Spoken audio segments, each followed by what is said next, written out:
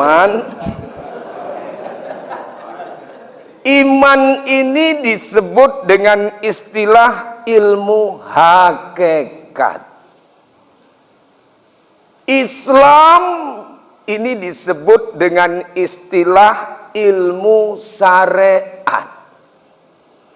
Ihsan ini disebut juga dengan istilah ilmu tarekat.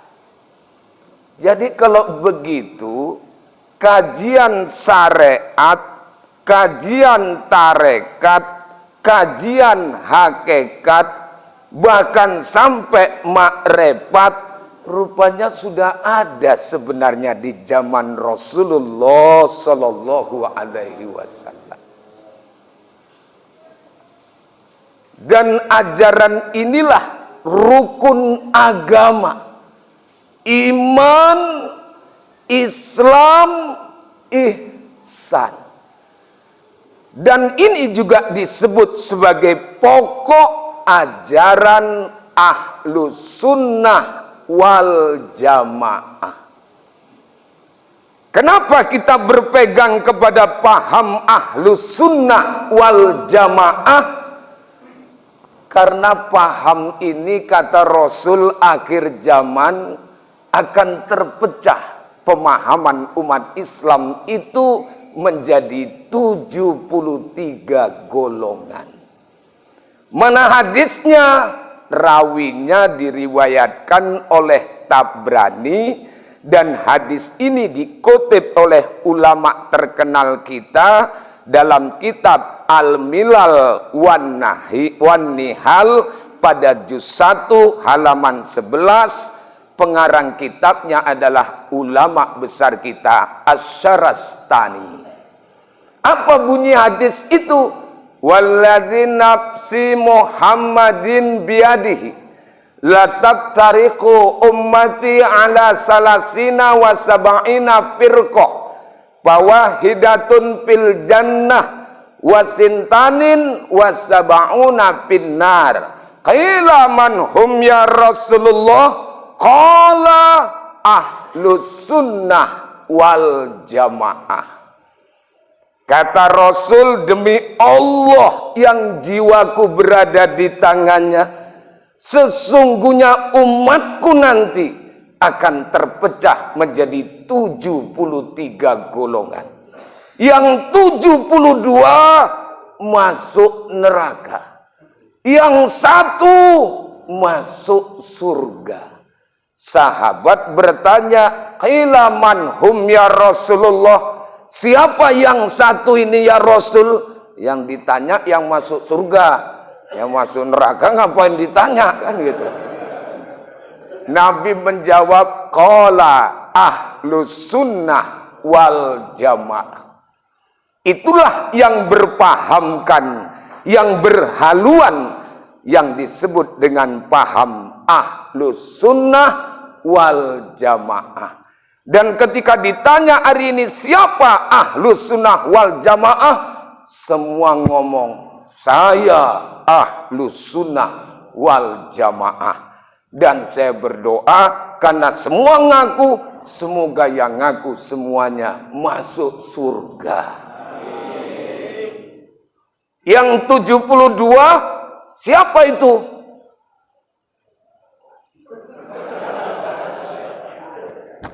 Kita buka juga supaya kita tahu.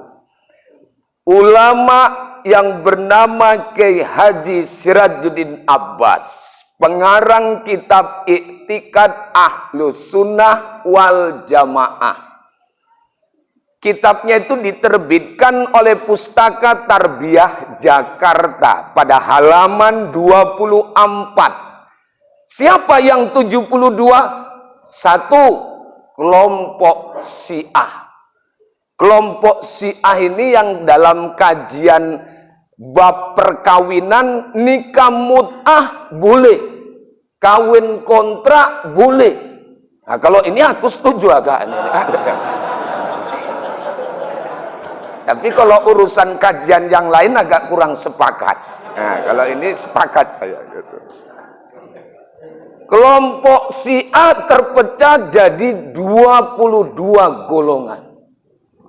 Ini kelompok yang mendewa-dewakan Sayyidina Ali, bahkan yang paling ekstrim mengatakan sebenarnya yang berhak dapat wahyu itu Sayyidina Ali, bukan Muhammad sallallahu alaihi wasallam. Kelompok ekstrim Syiah 22 golongan. Kedua, kelompok Khawarij. Kelompok Khawarij ini pecah menjadi 20 bagian. Berapa, Pak? 42 ya. Kalau 43 janda di RR ya. 42. Ingat saja ini Bapak. Karena udah dekat ini Pak. Tinggal nambah 1. Ketiga, kelompok yang disebut dengan istilah Mu'tazilah, yang lebih mendewakan akal dan tidak dalam arti meninggikan wahyu. Itu kelompok Mu'tazilah.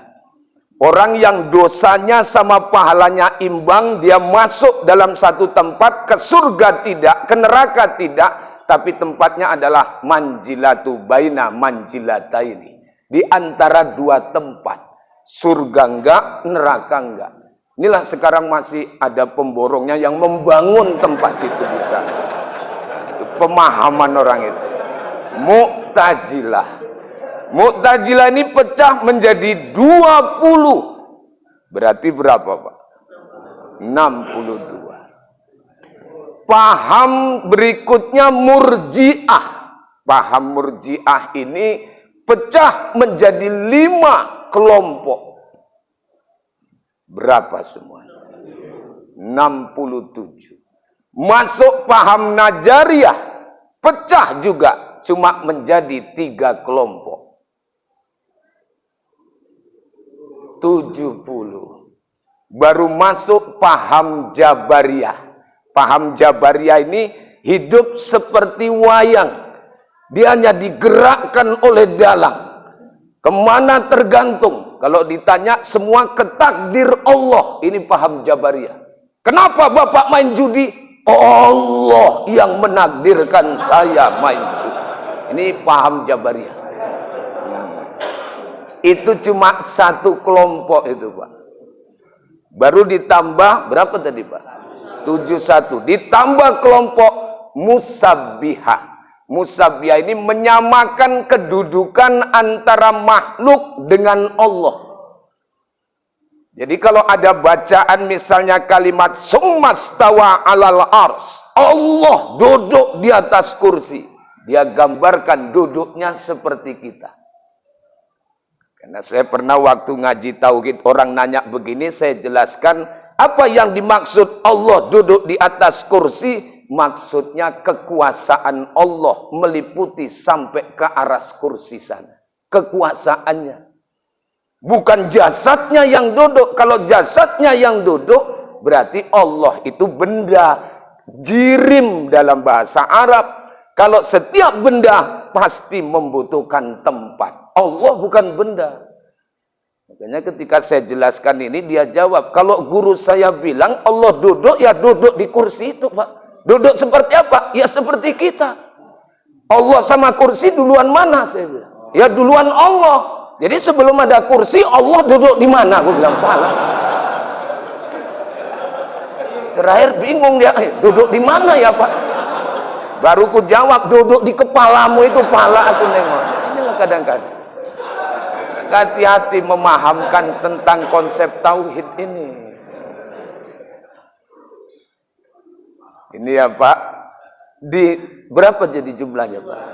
72 ditambah dengan paham ahlus sunnah wal jamaah. 1 berapa Pak?